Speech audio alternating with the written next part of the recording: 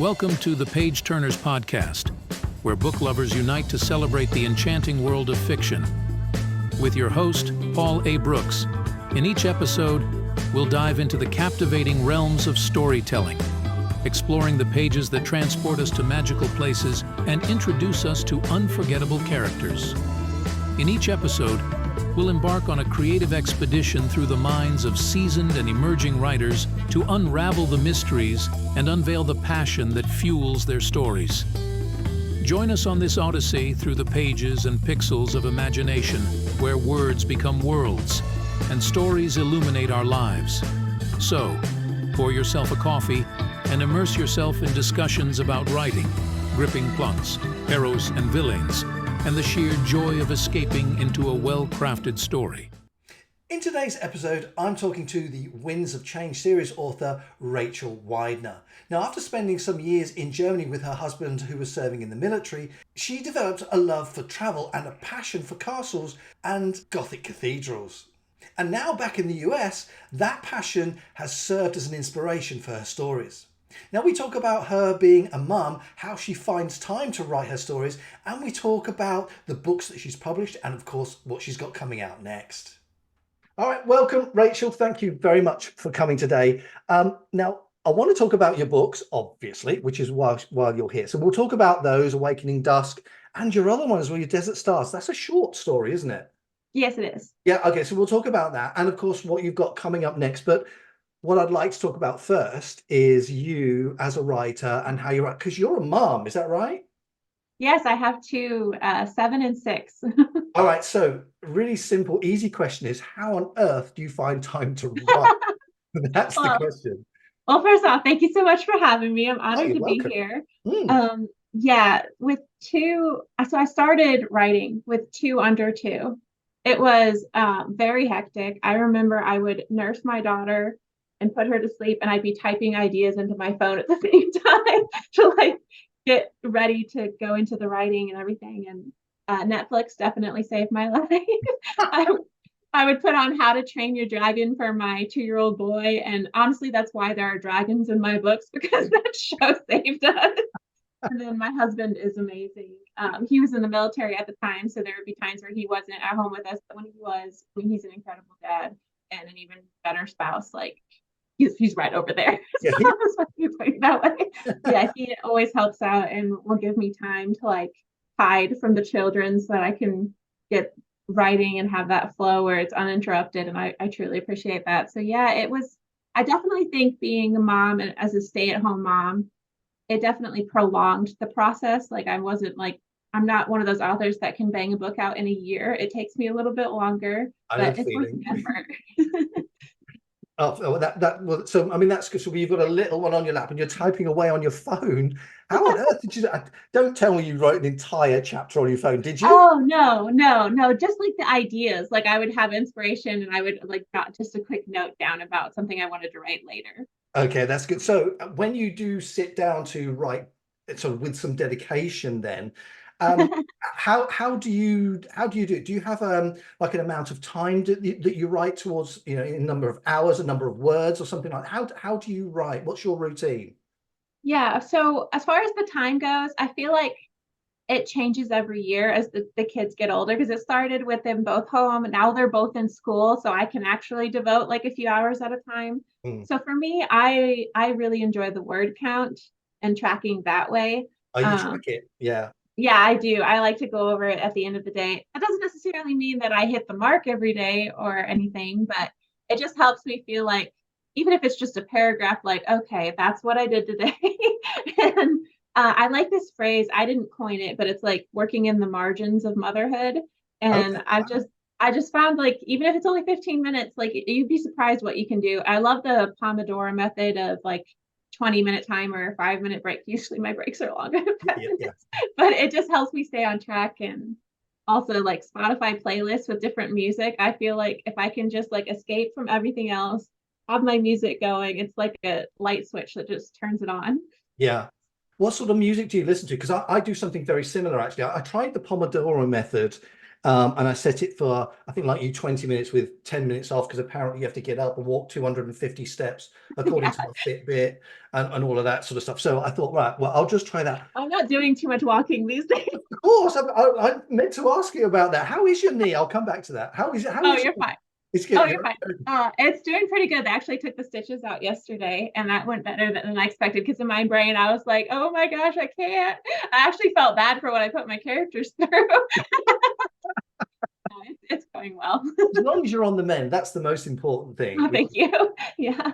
So you're limping around for 250 steps then every hour. I'm trying to do it that way.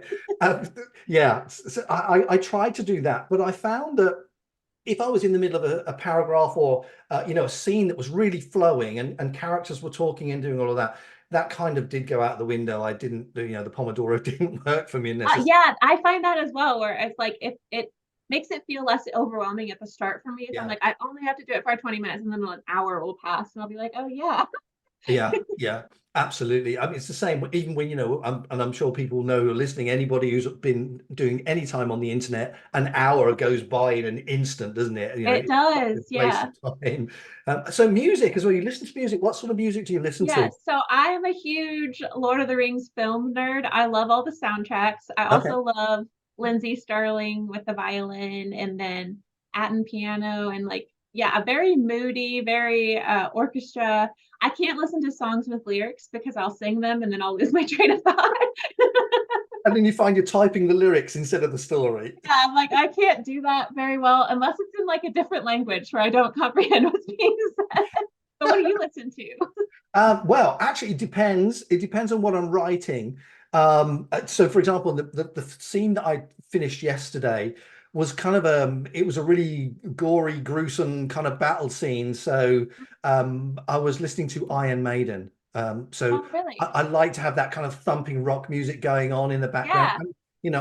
And it also kind of depends who's in the house, because I mean, this is my studio. So this is where I write, but so I'm away from the main house. But if I have the music really loud, they can still hear it. Oh, yeah, I like to sure. have it really loud. So I've got some earphones, then I just plug in the buds and then I'm oblivious to what's going on around the world. But yeah, it really does depend. I've got all sorts. I've got country music, I have got rock Mhm. music, I've got some soul music. I've got a whole playlist that's got Oh, that's fun. yeah, it's amazing. And So when some I'm not writing, I listen to music like that and I jump around. Oh But well, that's interesting. yeah, and I find it just kind of gives me a little bit more focus on that Mhm. particular scene. Again, depending what the scene's about. So if it's kind of like a romance scene, not that I write romance because I write sci-fi, there's not Yeah. very much in it. But you know what I'm saying? Is that Yeah. kind of music that sort of goes with that sort of scene. That's kind of what I try to do. Have you ever found it like affect your mood? So there's this song, I think it's called Gabby Song by Lindsay Sterling, that I would listen to over and over when I was writing like heartbreak scenes or if someone was dying. And then Mhm. I found out later that that was actually dedicated to a friend that she had lost. So like Right. I was feeling the grief through the music, but had no idea of the background of the song. Wow.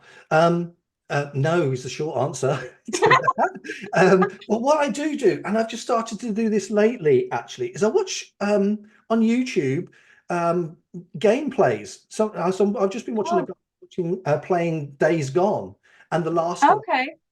the Rad Brad, I think the guy's name is, and there's this other guy that I watched. But I find that gameplay, it being kind of that sort of computer generated sort of Mm, animation, it fits in really nicely with the film of my book that's going through my head, yeah, you know? that's So, interesting. yeah, and I just literally started to do that the last week or so. And I find that but that will change. That's just the way it is. But yeah, I found it helps. So yeah, I'll stick with that. Um, Yeah, and I mean, as a consequence, I write. I'm a little bit chaotic. I Um, am too. yeah, so I was going to ask you, are you a plotter or a pantser? But then I think you've probably just answered that. Yeah, I definitely go in the middle of that. As with most things in life, I could never stick to one camp. But Yeah, I think so. Joanna Penn from the Creative Pen described it as being a discovery writer, and yeah, where like you're just discovering it along the way because if you know everything beforehand, it's boring. And Yeah. I really relate to that. I don't know. I will have like an idea, like a vague impression, and I'll start writing. And sometimes I can get to like around 25,000 words. And that's when it starts to fall apart. And I'm like, okay, I need a plot. So I'll come up with a plot for the next portion. And then I'll start writing. And as I'm writing, just like new things that I didn't plan for will come to the surface. And you follow those trails and somehow you hope to get back to the plot.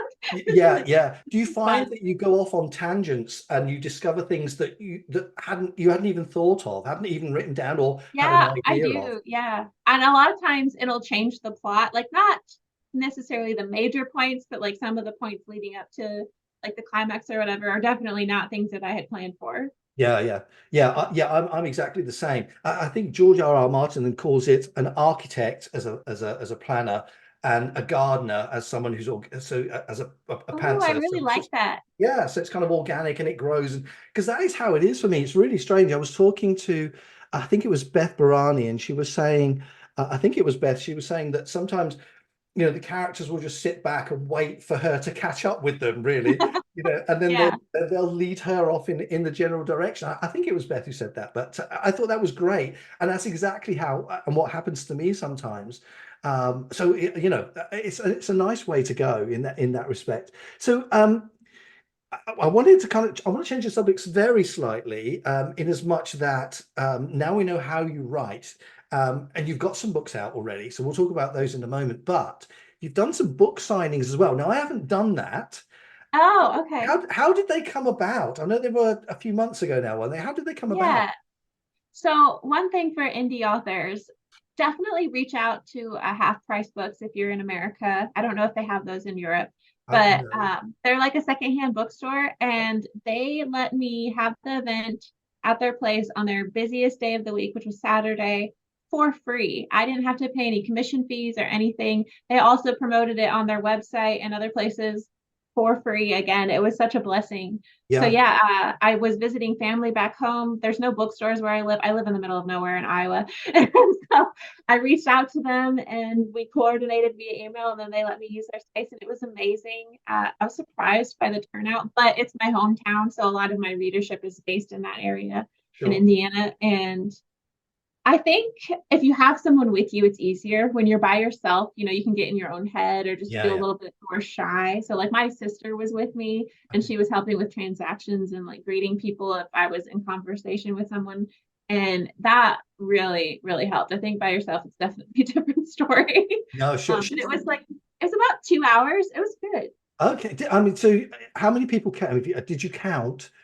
So I had a lot of family turn up. I was kind of surprised. So I mean, that's probably around 20 or so, 25 people. That's Um, so nice though. That's so, yeah, yeah, yeah, there were a couple people that I didn't know. So like of the family, like there was only about four people that were like new faces. yeah. One of them was actually her birthday, and that was what she chose for her birthday present. It was so sweet. Wow. Well, that's Yeah. really good. So did you write a special note in the book then? Yeah, I love signing books. And one of the things that I do with my book is I always write "You matter" inside before I put my initials or whatever.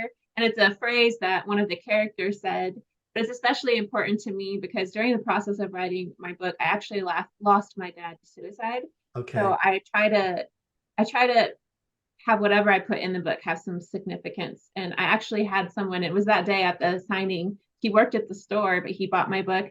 He came over and was like 5 minutes later and he was like, "Thank you so much. Like that just means so much to me." And Yeah. like in person, when you see that brings value to someone, Yeah. I could cry. It was just so special. No, absolutely. No, I couldn't agree more. You mentioned your sister. Has she done some illustrations for you? Did she do some drawings for you? So I actually have three different artists in my family. Oh, It's wow. insane. Can I Yeah. borrow So one? my sister is an artist. If I wrote horror, she would definitely do the illustrations, but we're not quite in the same genre. So that the illustrations are actually done by my mother-in-law. Wow. Um, Okay. yeah, and then my sister-in-law is also an artist. It's phenomenal. I couldn't have it any better. No, they're really good. And I mean, when you spoke to them about it, did they sort of come up with some ideas that complemented yours, or did you sort of say, "This is what I want. This is this is how I see my character, or whatever it was that you had illustrated. How did you communicate what you So I wanted? kind of came up with like a list of ideas and gathered some like Pinterest references. Okay. And then she would start the sketch and we would have some back and forth going over it together. Um, I don't want to say I'm a control freak, but I'm probably a bit of a control freak. So there was some creative license, but I definitely had a lot of input. We worked really well together. I'm hoping that she can do the illustrations for book 2. She is in the process of moving though, so it's not set in stone, but I really enjoyed working with her, and bless her heart, she did all of it for free. Like, Wow. I Nice. know Yeah. it's unheard of. Yeah. But I mean, as writers, we always have sort of a picture, an image, a movie Yeah. going on in our heads of the story that we're writing. So you kind of create pictures of what your characters kind of look like anyway. But what's really interesting, and I don't know if you agree, but some of the I don't want to say training, but some of the research that I've done about how to write, because anyone can write, but Mhm. writing a novel is a little bit different. It is. People say, the people that I've spoken to or listened to, Jerry Jenkins, for example, Stephen King, they don't give huge descriptions of characters, exactly what they look like. Let the reader, make up their own mind. Let the reader see the character for themselves. You kind of give them pointers. Do you do that in your books, or are you very detailed? I definitely think it's a mixture. Yeah. Sorry, I was trying to find an illustration to show you because she actually captured it better than I imagined it, but I don't remember the page number. That's all right. Um, yeah, I think so. I actually have complaints sometimes from alpha readers that I don't describe the characters enough. Yeah. So that's actually a struggle for me where like when I do put the description in, it's too late and the reader's already pictured something else. Yeah. So that's something I've had to work on with editing and bringing that closer to their introduction story. But I think for me, I have it playing it as a movie in my head, but I can never fully picture their face. It's really strange. Yeah. So that's always a little bit ambiguous for me. So yeah, I think I'll describe certain features, but it's definitely up for interpretation. Yeah, I think, for me, it's more of an impression rather than a description. That's it. And that impression is really more to do with the character's demeanor, their attitude towards. Yeah, their personalities come to us. Exactly. Exactly. Yeah, Yeah. exactly right. Well, listen, I suppose then we ought to talk about your books, really. So let's talk about Awakening Dusk first. So that's the first book in the Winds of Change series, isn't it? That one. Correct. And Yes. that's out right now. Mhm. And we'll talk about where people can get that at the end. Okay. But like mine, that's a goodly length book, isn't it? Oh my goodness, yes. I feel bad. It's about 630 pages in the paperback. I think it's Yeah, 500 ebook. mine's the same. I know it's such a monstrous thing. But I found that when I started, the story just kind of grew, and it didn't really stop. And I felt that if I'd stopped at a point where it was like 350 pages long, they were getting less than half the story. Now I know, Mhm. some people say just cut it in half and have book two, but it just felt to me like at that point the story was at the meat of it, and it Yeah. kind of leading into the Like sort it of. didn't do it justice. Yeah, Yeah. yeah, Yeah. exactly. Did you feel the same then when you were writing yours? So I actually had a complaint from my editor. So I don't know if you've ever seen the meme where like the first half of the horse is like elegantly drawn and then like a 6-year-old finished it and it's just like a mess of the middle Yeah, is. yeah, I had yeah, a bit of that with my story. I was getting worried about the word count. And as I wrote, I was like very descriptive in the beginning, very visual of the setting. And then as it progressed, I was just like getting those like bare bones out in the plot and I was getting worried about the page count and yeah. I didn't include as much description and like immersion in the story. And she was like, "Why are these chapters shorter?" Wow, So okay. yeah, That's that was my developmental editor, and it was really good feedback. yeah. So it went from like a 90,000 word document to 150,000 by the end because I just Well, wound I up mean, adding so much more. but isn't that good though then? Because that says that the readers are going to want more from you, and if you're just giving them what they want, and that's really good. I think, Yeah, I appreciated her feedback a lot. I think it helped enrich the whole story and give me confidence as a writer too. Like you want to know what I have to say, so I should include it. absolutely. And I think a story is as long as the story should be. Yeah, it I is still agree. the end. So that's it. But you are writing a series, so this is the first book in the series. Yes, We'll yes. talk about the second one in a moment. But I did want to talk to you. I mean, you've got loads of characters in it, haven't you? I mean, on your Oh, website. it's such an ensemble cast, and that was purely accidental. I love the Lord of the Rings and the Fellowship and like the Unlikely Allies. I was definitely influenced in writing this. And so it was like as I was going, more and more characters were just coming up to the page and I had to give them room if they demanded to be there.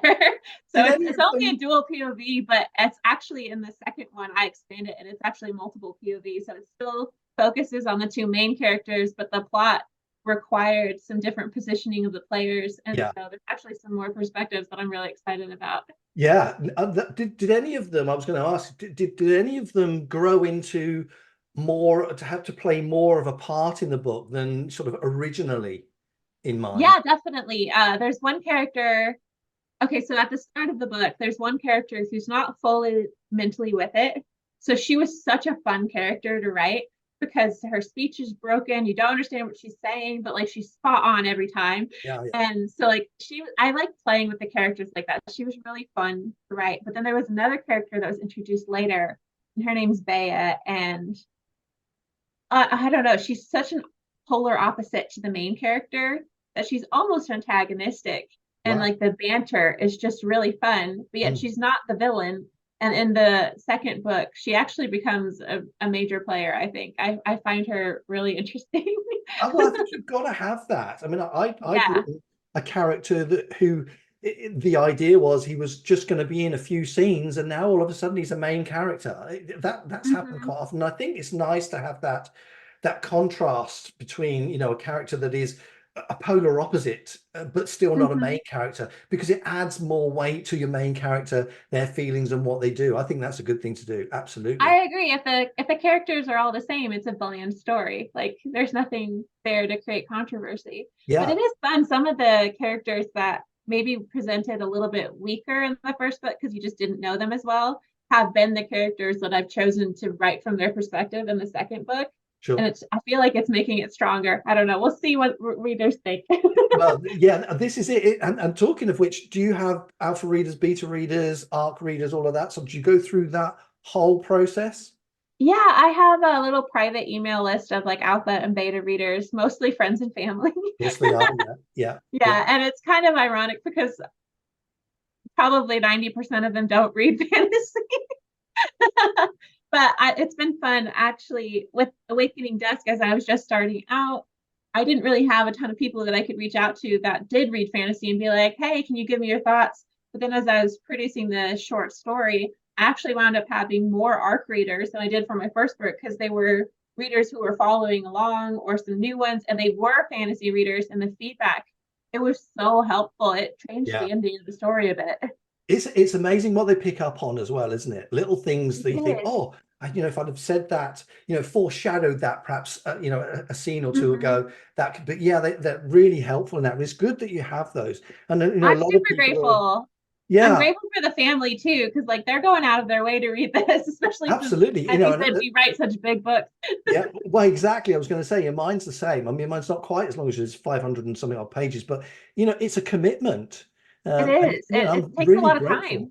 Yeah, absolutely. Yeah, I'm really grateful that people were willing to spend the time. And I think because, we've put so much time, and it doesn't, I mean, I don't know about you, but it doesn't feel like work to me. I mean, none of this feels like work to me, if I'm honest. Oh, Let's face it, I'm just chatting to you like there's, oh, it's fun. Yeah, we get to yeah, daydream and be paid for it.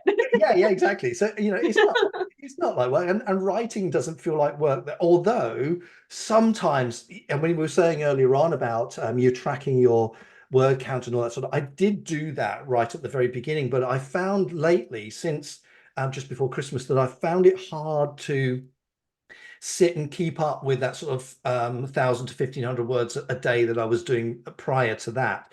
So, I kind of have to ask myself, is like, do I need to do that? Does it need to be that dedicated?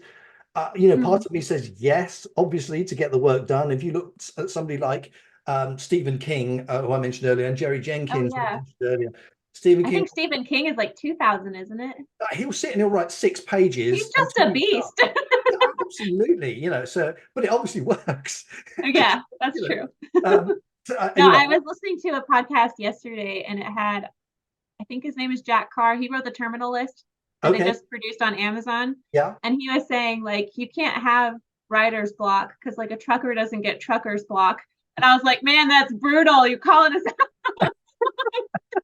It was an interesting mindset to listen Yeah, to. and I kind of agree with that. I mean, sometimes, like yesterday, for example, I finished a scene and it was 600 words. That was all I needed to write to finish it, and I was kind of then done.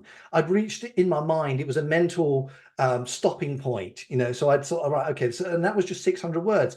And yet this morning I sat down and I wrote 1,200 words without Oh, too much. wow. So there's not, am I I think word disciplined? counts are helpful, but sometimes they are like a hindrance. Like if you've just finished a scene, like that's a really a good amount of writing, in my opinion, and then you can feel like you didn't do enough. Also, do you ever find that tracking word count only helps when you're drafting? Like Yeah. I find it so tedious trying to figure out what progress I've made when I'm editing. Like it gets so bogged down because you're cutting words, you're adding words. You're like, I don't know what I've done today, but I've been sitting here for 4 hours. Yeah, absolutely. Yes, and then of course you're absolutely right. That's the other thing with word count as well. It's almost, you're almost in competition with what you did yesterday. Yeah, So and it can be frustrating. yeah, absolutely. Especially if the scene doesn't warrant 1,000 words. It may Mhm. not. And it feels like you've then perhaps got to get into the next one. I mean, there's some of the writers like Nick Snape. I don't know if you've listened to the podcast I did with Nick, but what he does is at the end of every scene or every chapter or the end of his writing day time, um, he will leave it at the previous sentence at a point where he can immediately jump into the thoughts Oh, that he that's had. interesting. That's a really good idea. I thought, and I have Mhm. tried that. It does work. I did do it some time ago, but I admit it. I've not been very disciplined. I'll admit it. It is hard. It's hard. Yes, yeah. Sometimes it really is. Okay, so let's talk about then before we move on to your second book, you write fantasy. So one of your leading females, she's got magical tattoos. Yes. So without giving too much away, can you kind of sort of enlighten us a little bit on that? Yeah, I think it's mentioned in like her introductory chapter, so I don't think it's spoilery. But yeah, she's part of a house. Her house is the House of Time. It's like a secret order, and she's a scholar and a warrior. But the amount of knowledge that she digests is like not something that she could memorize or keep. It's like too much for her capacity. So the tattoos are rewards for like passing certain tests, but they hold like magical storage. Like think of like a game when you get more storage for the things you're picking up. I It's got kind you. of like that. But Ah, they're magical storage so that she can retain more knowledge and learn more and continue to progress in her field of study. wow. Where did you get that idea from? That's pretty good. So honestly, it wasn't all me. It was some of my husband. He's a gamer. I'm not. But I wanted to include the tattoos. I wanted them to have a meaning. I wanted them to be magical, but I couldn't quite figure out how to fit all those pieces together. And he was like, "What if it helps him with memory?" And I was like, "Oh, that's amazing." Yeah. So I did a lot of brainstorming with my husband. He's so great because he's a fantasy reader. He honestly reads more than I do. Like he speed reads through everything, and he's good to bounce ideas off of. Yeah, absolutely. That's great. Do you ever sort of compare? Compare's not the right word. Do you ever, the stuff that you read? Do you look at it as a reader or as a writer? Oh, that's such a good question. So I used to read it as a reader, and Yeah, I would read a whole lot more books then. yeah. And then I heard of this thing called flagging, and it's actually supposed to be for editing, but you practice on someone else's book first. So you read through it and you highlight the things you love, or the passages that are written beautifully, or those that invoke certain emotions. And you don't mess with anything you don't like with your own book. Like you don't say, oh, this is trash or oh, this needs deleted. You're only pulling out the bits that you love. So at the end, like you see what's working, Mm-hmm. and then you can go back and actually start like the process of like getting into it. So I started flagging books that I was reading, and the next thing I know, I've got highlights everywhere. I have no clue how to annotate, but like I'm like highlighting like I'm like literally stopping to look up words that I know the meaning to just because I'm like, oh my gosh, it's so beautiful. Yeah. I know what you So mean. Yeah. it definitely slows me down. So yeah, I definitely think I have a hard time turning off the editor brain, and it it has made reading a bit of a struggle. Yeah, no, I agree. I was going to say, has it kind of ruined your enjoyment of Depending on the reading? book. Yeah, Yeah, if the because there's certain writers that they're just so good, they're favorites, and no matter what, they pull you into the story, and that kind of falls away. yeah, But if it's like a new writer that I've never read any of their work, I do struggle more. yeah. I do it with films as well. Oh, really? Yeah, you can see it sometimes. You can tell what's going to happen next because if you look at it as a critical writer, you kind of know where the story is going, and it hasn't ruined things for me. I just have to mentally, switch it off in the back of my Yeah. head and just sit back and think, no, this is not work. I'm not doing it. But I do like it though when you learn things. yeah, Like when you're like, oh, that was structured so beautifully, or that yeah, was foreshadowed perfectly. yeah. And even with like little innocuous bits that foreshadowed it, I think it's super fun to learn from them. Absolutely. And then when that jumps out, you think, oh, I remember that from Yeah. yeah, that's You're like, oh, that's that's really why good. that was important. I didn't know at the time, but it stuck to my brain. Yeah, absolutely. That's a testament to good writing, I think. That's really good. Mhm. So let's talk about your second book then. So that's a short story, is that right? Yes, yes. And it makes so many people mad in a good way. Okay, I was going to say Desert Stars. Yes. So I think something that I read, you made your editor cry. Oh, I did. Ah, so I go made on. a lot of people cry. I made myself cry. Yeah, it's definitely a tragedy, but there is hope interspersed through it. So it's not like one of those tragedies where you get out of it, you're just like, I can't function. Like life is horrid. But it doesn't do that to you. It's not going to derail you, but it definitely pulls at those heartstrings. I mean, it's the journey of a father trying to save his family against Yeah, insurmountable odds. Like yeah. it's gut wrenching. Do you find that, I mean, I've spoken to people about this before, but do you find that when you're writing scenes, something that's particularly tragic, and you finish, you kind of have to sit back and go, oh, kind of take a breath Yeah. just to let it go, so to speak? Yeah, or like an idea will come and I'll gasp and I'll be like, oh my goodness. And yeah, definitely having to sit back and it's almost like the ideas have to marinate, but then when you write it, like there's still a little bit more marinating going on, and you just like need a minute to digest what you've done to yourself. Yeah, very definitely. And I'm exactly the same. Mine, of course, are more sort of battle, gore, and fighting scenes more than. Oh, I love writing fight scenes. It's so entertaining. And yeah, in Desert Stars, the antagonists are Wyvern or Wyvern. So like there's a lot of fire and gore. Yeah. Oh, and how long is that book? It's not particularly long. No, I think it's under 10K words, but just under. I'm not exactly certain So about where I sort wound of up. I 30 think it's about a pages. 9,000 words, I think. Okay, yeah, so that's what, about an hour, 30 pages, something like that. Yeah, it's not too long. But Wow. I tried to make it really impactful with the conciseness of it. Yeah. And earlier on, you mentioned editing and you were talking about development and editors, etc., etc. Do you go through the full gamut of development, line editors, copy editors, proofreaders? Do you do all of that? Because there are a lot of. If my budget allowed for it, I would absolutely do the full gamut. Yeah, yeah, Unfortunately, and I'm sure you experience this as well, yeah, when you write such monstrously sized books, it gets so expensive because yeah, it's per word. So for Awakening Dusk, I did a developmental edit because I figured if there are a few typos, that's less upsetting than if the plot has a gaping hole. yeah, so, absolutely. Yeah, I couldn't so I agree did a more. developmental edit, and then I did a ton of self editing, of course, and then some beta reading, and then I did do a copy edit, Right. and then the proofing I did myself, not thoroughly enough because I had certain family members be like, "Oh, I found a typo here. Oh, I found one here." So I actually, it's not quite enough changes to count for a second edition, but I actually re-uploaded it and fixed all those mistakes. So future readers, you won't have to worry about that. But yeah, it was, I don't know, it's definitely, I feel like when you start off as a writer, you think I just have to write the book. And Mm, it's such a learning process, yeah, like learning the stages. Like I don't think I had fully learned how to edit until I took on book writing. sure. Yeah. I don't know. Because I used to be a blogger and I would write about motherhood and family and stuff. And Mm. like article editing is like nowhere near as comprehensive as book editing. No, no, it's quite amazing, isn't it? I think people, when they pick up a book from, I don't know, a library or a bookstore, or even an ebook, or you buy something off of Amazon, they don't really all this is the end product, isn't it? It's kind of Yeah, it's the iceberg, isn't it? I don't know if you've heard of that. exactly. All they see is the bit at the top of the book. They don't see the struggle, the stress, the editing, the time, the money, and all of that Yes. goes into it Yeah, because underneath. I had the idea for the book in 2018. And Wow. then we were moving from Germany to New Jersey because my husband used to be in the Air Force. So I actually lived in Germany for 3 years. Honestly, that's why I write fantasy. You guys are so lucky with the history and the castles and the cathedrals and the places you can visit. It's so beautiful in Europe.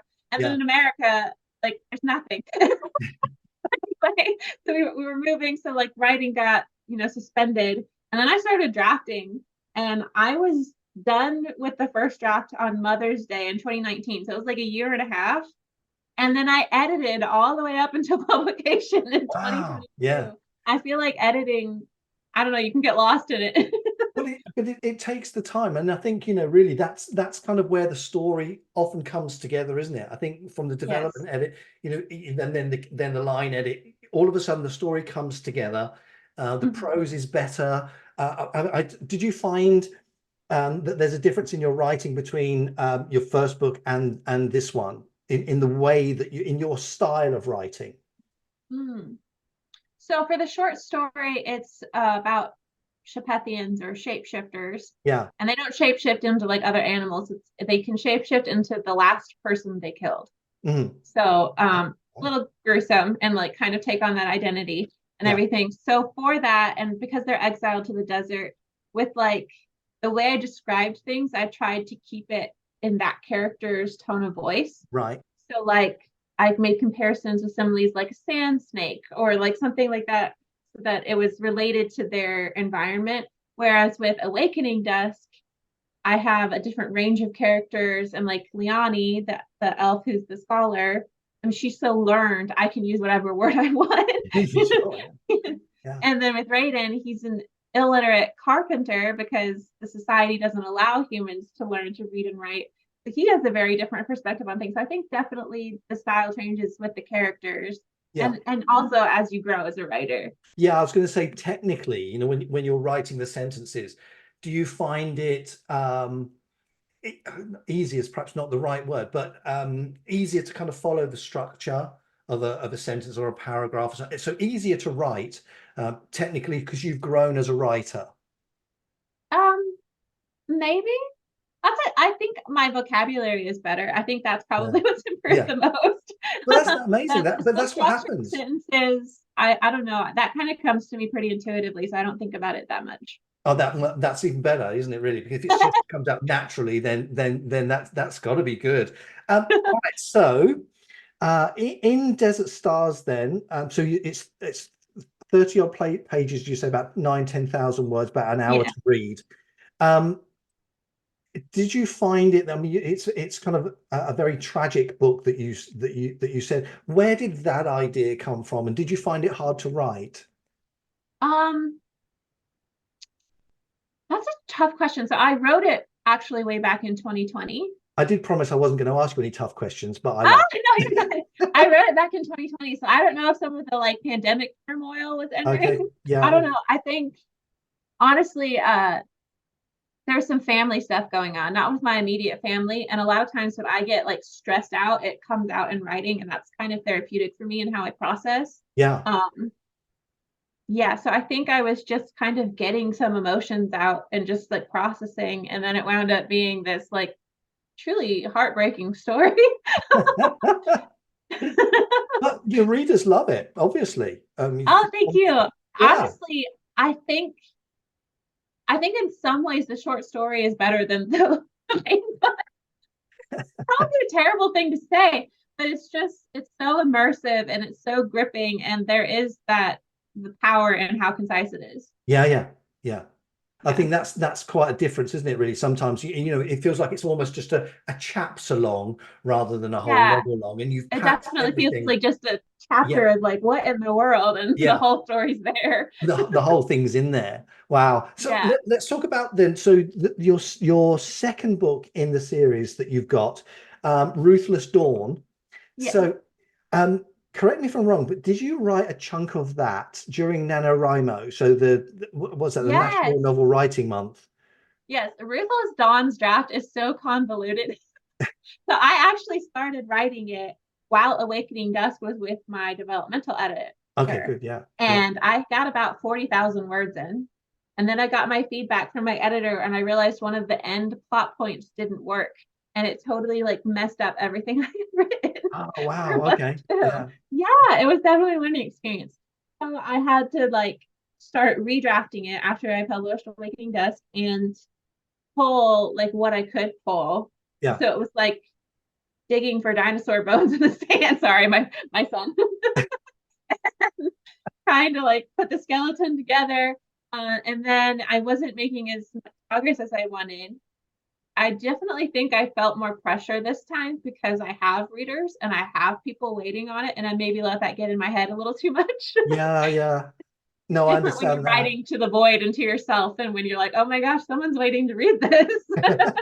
How many And how many words did you do then during NaNoWriMo that month, November? How many so did you do? I almost made it. I was so close. I wound up having like half of the book written. I think I was sitting at like 74,000 words, 64,000 words. Okay. Started NaNoWriMo. I was actually going over the daily word count for a while. I was really getting into it. It was so much fun. Yeah. And it was such a moment of growth for me to realize that that was achievable. Like I could do that much because I didn't previously think that I could. And I wound up getting, I think it was 43,000 words down. And then I had like 4 or 5 days left. And that's when I hurt my knee and wound up being on pain meds Yeah. and couldn't think clearly to write coherently. So I just had to stop there, unfortunately. Wow. Did you enjoy it though? That sort of I did. dedicated month? Yeah.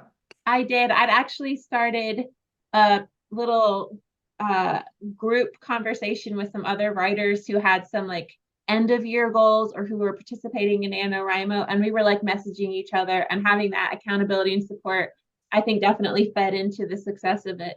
Yeah, I think that's something that I would benefit from, is that kind of accountability. I think that's why I like, talking to people like yourself and other writers, is, Mm. when they're doing it, they've got a work in progress, and I'm doing 1,000 words a day. I mean, I mentioned Nick Snape, he writes like 4 or 5,000 words a day. I think, how on Oh my earth goodness. do you do that? Yes. Yeah, I don't know. wow, but I mean, great. I mean, fantastic. I mean, his stuff is Mhm. great. So yeah, it works for him.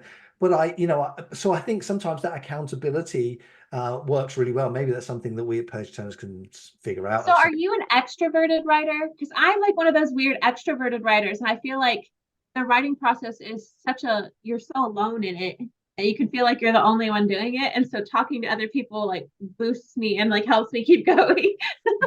Yeah, I think I am. I mean, it is nice just to kind of unload the story and just unpack Yeah. it, really.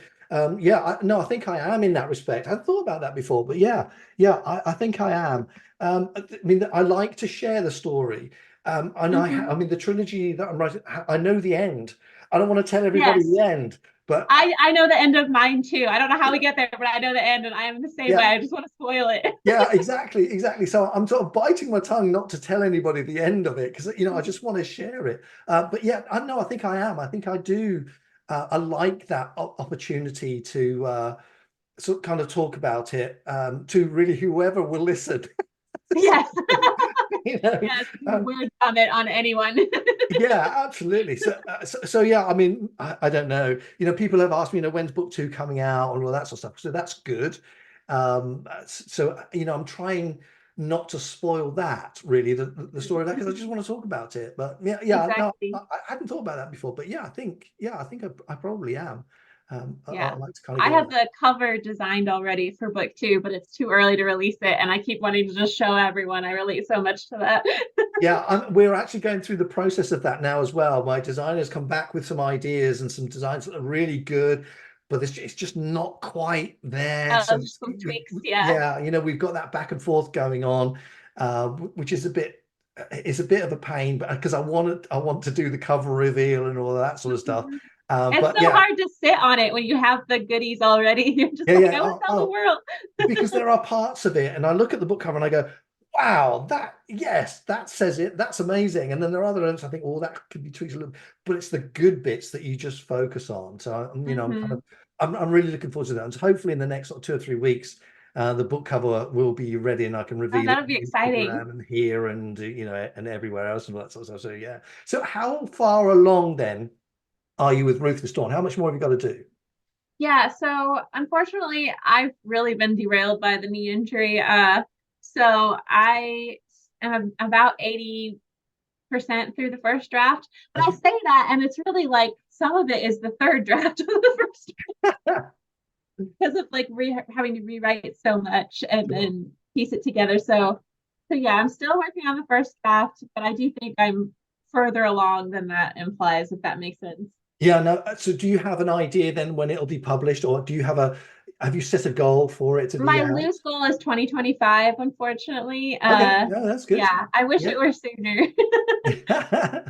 No, that's all good. And it's nice to have that again as well. And I mean, really, it's been a year since the first of my trilogy come out. So in March, Hmm. I released it last year. So it's going to be the same. Again, that wasn't planned. It's just with other things that have been going on. That's just kind Yeah, of the way it is. So that's kind of how it's worked out. And I'm happy with that because it means that I haven't rushed it. And it means that yeah, the story that I want to write is being written and not yeah. forced. I'm a huge supporter of the quality over quantity. Like, Absolutely. Yeah. I think, unfortunately, I'm a slow reader. I'm a slow writer. It takes a while for the ideas to brew and coalesce into something whole. And sometimes you just have to take the time to do it justice. No, no, I think you're right. I think you're absolutely right. It is good to do it that way because then you're the writer, you're dictating it, although your characters are kind of leading you in the direction that you want to go, which is fine. So one last question then, talking about characters, do you have a Mm. favorite that you've written? Oh, you're so mean. um, hmm. Obviously, you love the main characters, Sure. but I don't want to be cliche, so I think I'll say Bea. Like she's funky and she's off the cuff. You don't know what's going to come out of her mouth. It's not always appropriate. But I mean, the books are for 14 and up, so don't be too concerned. But I don't know. She's really fun to write. That's fine. Well, no, that's good because we all have those as well. I have the same. Do you find that they are parts of you or parts of people that you know? I think most of us sort of draw from people in our lives. Would you agree with that? Um, Kind of. So I definitely see myself in some of the characters, which is ironic because Bea is like not like me at all. I'm a people pleaser. So, but as far as like drawing off of people I know, not very much. I think they kind of just like pop out of the ether into my brain as they are. Yeah, I don't yeah. really understand it. I feel like God made me to write and I just have to follow through with it. Oh, no, Um, that's good. It's nice to have that direction, something that yeah. somewhere is telling you this is what you need to do. That's good. I think that's great. So let's finish off then. Um, Okay. and so where can people buy your books? Where are they available now? Yeah, so they're available on Amazon. They're both enrolled in Kindle Unlimited. So if you're subscribed, you can read them for free. Okay. The paperback of Awakening Dusk is available on like Barnes and Noble and other sites. You just have to order it. And also, I'm a big proponent for getting it into libraries. I've gotten it into multiple libraries in my area, and some of my family have even gotten it into other libraries. My aunt works at a library. So you could always request it at your library or local bookshop and they can order it for you. Oh, that's fantastic. How did you do that? Because I haven't done that. That's not something I've done. How did you go about that? So I looked up a bunch of libraries on Google and I looked at their board of directors and their contact us, and I just cold pitched emailed them. Right. And honestly, that's how my second book event came to be. I cold pitched a librarian, and the director of that library, she's actually an independent author herself and loves to support her local authors. And so they do an event every year. So that was my first event with like a bunch of other writers there. I only sold 2 books, but I had so much fun and like made some connections. And Yeah. actually, one of those authors is in my little group chat for support. Great. That's good. Yeah, it was my first time like meeting other authors like out in the wild, and it was a really enjoyable Yeah. experience. So people can get your books on Amazon and Barnes and Noble. Can people contact? Do you have a newsletter, that kind of thing going on? I don't have an official one yet. That is a goal. Hopefully sometime this year or next I can get that going. I also, my website is a work in progress. So once I get the domain, and then I can get the newsletter in order. They're always a work in progress. Mine is as well, because Oh, I thank just, you. I just write, and I don't, I don't have time to do it. But people they can contact you on Instagram. They Yeah, can contact you my through email is your phone. open for, the inbox is always open, and you can private message me or whatever. I would love to hear from readers. Honestly, that's one of the most exciting parts of the job. No, it really is. You're absolutely right. So what I'll do is I'll put links to your website and all of your social media stuff somewhere underneath, I think, of the video or wherever they will be. Okay, They thank will be you. available, so people Thank can get in you. touch with you. So listen, Rachel, thank you so much for coming today. It's been a real pleasure speaking to you. Oh, And it's been my honor. Thank you. you're very welcome. It's great. I love doing this. So please let me know the moment your next book comes out. Oh, I definitely will. Yeah, we'll do something together again. Oh, thank you. I appreciate it. Thanks, Rachel. Speak to you soon. Thank you for joining us on another captivating episode of the Page Turnerz podcast. We hope you enjoyed delving into the pages with us, discovering new stories, and revisiting beloved classics.